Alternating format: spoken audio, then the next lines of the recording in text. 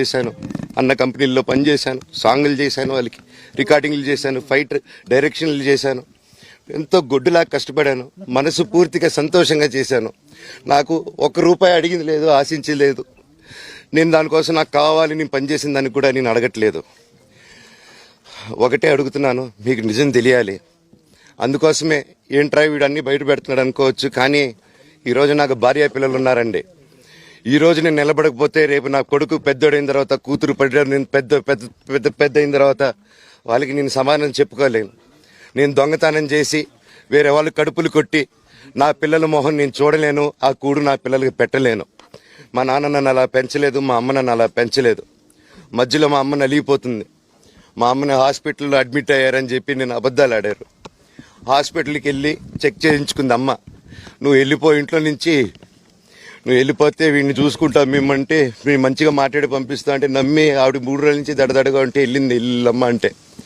ఏజీకి వెళ్ళడం వాస్తవం చూపించుకొని ఇమీడియట్గా మా అన్నింటికి వెళ్ళిపోయి అన్నింట్లో పడుకున్నారు.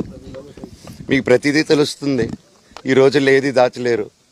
మరి ఇంత క్యారెక్టర్ అసాసినేషను నేను చేయని దానికి చేశారు అని, నా భార్య వచ్చిన తర్వాత నేను చెడ్డోడినయ్యానని, అదే వాళ్ళ తల్లిదండ్రులు ఉండుంటే గమ్మునుంటారా అండి? ఈరోజు నేను గమ్మునుంటే ఎలా అండి? తనకి తల్లి అయినా తండ్రి అయినా అన్నీ నేనే అండి. ఈరోజు తను వాళ్ళ ఇంట్లో ఆధారపడదు, నేను మా ఇంట్లో ఆధారపడను. నేను నా సినిమాలు చేసుకుంటున్నాను. తను సొంతంగా ఒక టాయ్ కంపెనీ పెట్టుకుంది.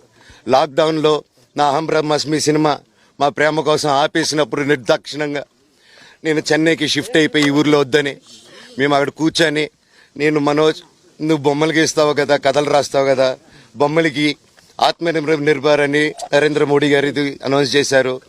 ఈ బొమ్మలు, నీకు బొమ్మలు ఇష్టం, పిల్లలు ఉన్నారు, మనమే క్రియేట్ చేద్దాం బొమ్మలు అంటే, లాక్డౌన్లో నేను డ్రాయింగ్లు చేసి కథలు రాసుకొని నా ఫ్రెండ్స్ దగ్గర కొంచెం అప్పులు చేసుకొని మేమే పెట్టుబడులు పెట్టుకుంటూ, నా ఫ్రెండ్స్ కూడా పెద్ద కష్టపడి వచ్చిన వాళ్ళండి. వాళ్ళకున్న కొంతలో నాకు పంచుకుంటూ, మమ్మల్ని కాపాడుకుంటూ, ఒకరినొకరు కాపాడుకుంటూ నిలబడి ఈరోజు మనీని నిలదొక్కున్నాం అండి. నేను నా భార్య, తను కష్టపడుతుంది. ఇప్పుడు కాశ్మీర్ నుంచి కన్యాకుమారి వరకు ఓన్లీ తను, నేను, ఇంకొక 3-4 కలిసి దీన్ని ఇంత దూరం తీసుకొచ్చామండి. ఈరోజు